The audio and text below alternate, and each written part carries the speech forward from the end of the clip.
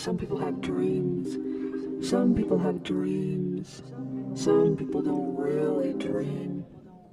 For me personally, I always had this feeling inside of me, this calling. Call it a dream, or maybe it was just the need to get out the monster brewing inside of me. I didn't know. I just knew it wanted out. So I spent most of my life trying to get it out. But nothing I did ever worked out. And I mean never. After a while I started to realize I was cursed. Cursed to never be great. Cursed to never amount to anything. And I blame this curse on my imprinting. I was raised by narcissistic parents who used me as a source of supply all the time. And that is why I was dying while I was alive. And that's why I was dying to die. For as long as I can remember, I hated being alive. It's hard to overcome the pain of not feeling loved as a child.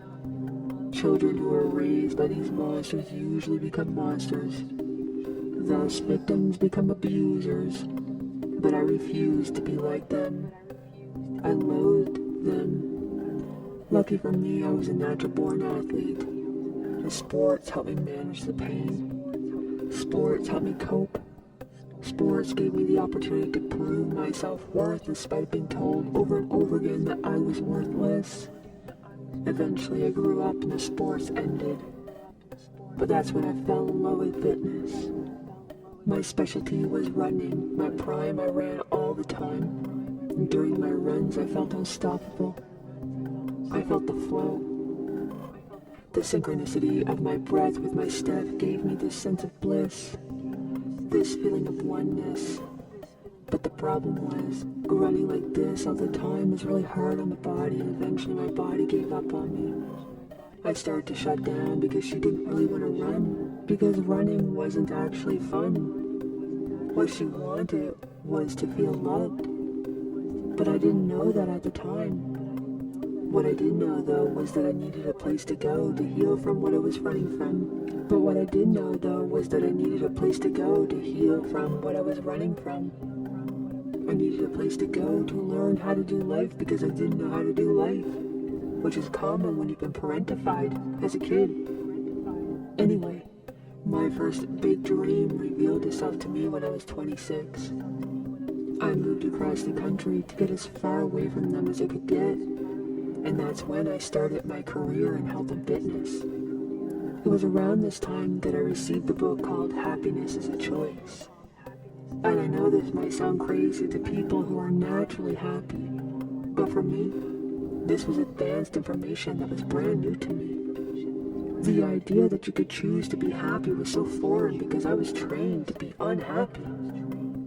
Always so sad, angry, frustrated. Never sure of myself.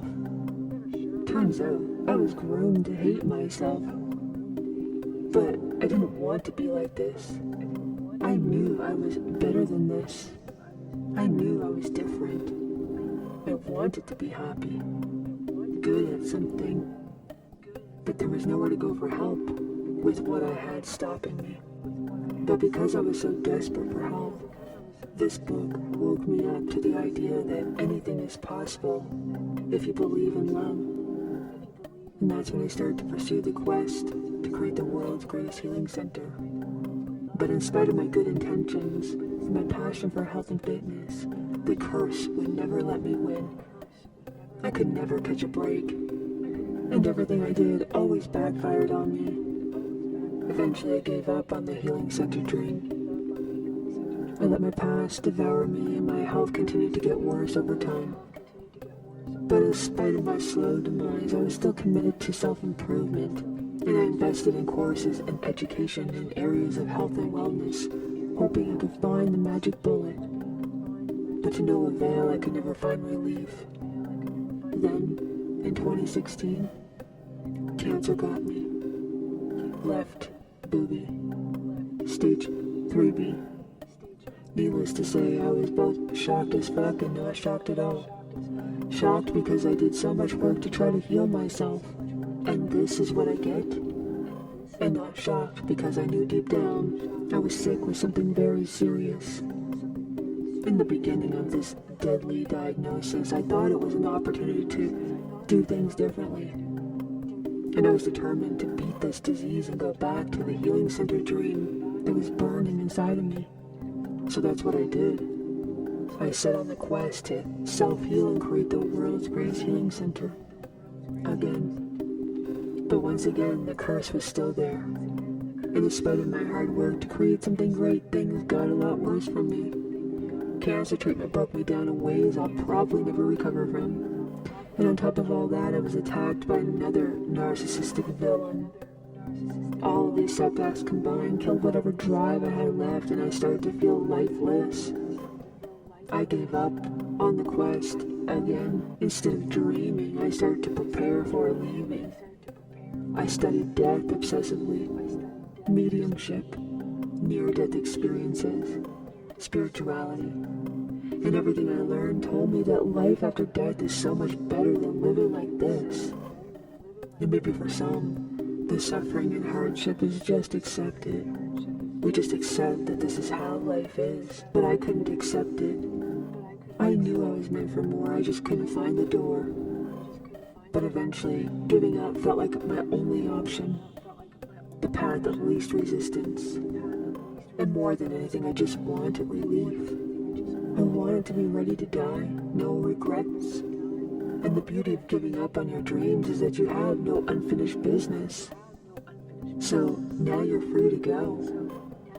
And I was ready to fly. I wrote my goodbyes. I had my weapon of demise. But I couldn't pull the trigger. Why? Because at the same time I was falling madly in love with Alcohol Inc. Alcohol Inc. taught me so much about life, love, and the art of being human. They taught me how to move energy. And every time I painted, I could feel something magical happening inside of me. I was changing. My senses were activating.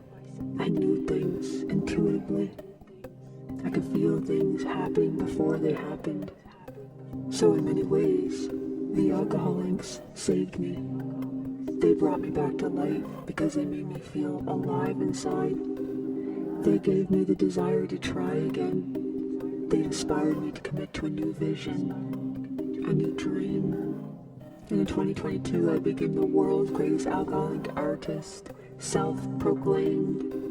And that's when my luck started to change. I was being blessed in very microscopic ways, and these blessings helped me chip away. And any chance I could get, I would paint. And painting activated my creativity.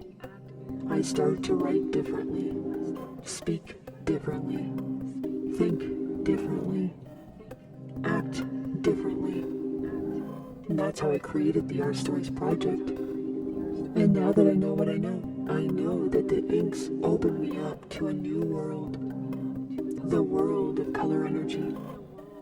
Colors are healing. Colors are love. Colors are God. And God showed me how to become more godlike. And over time I started to change my mind. The more I painted, the more I activated my third eye. And my third eye showed me who I was on the inside. I didn't even know I had an inside. And once you know, you can't unknow. So you have to keep going. You have to do the work.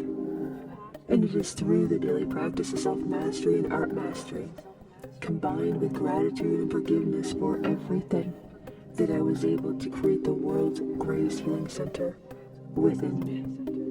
And now I know that what we all want is to feel loved. For it is without love that we get stuck. Without love, the energy of our past will always be carving our path.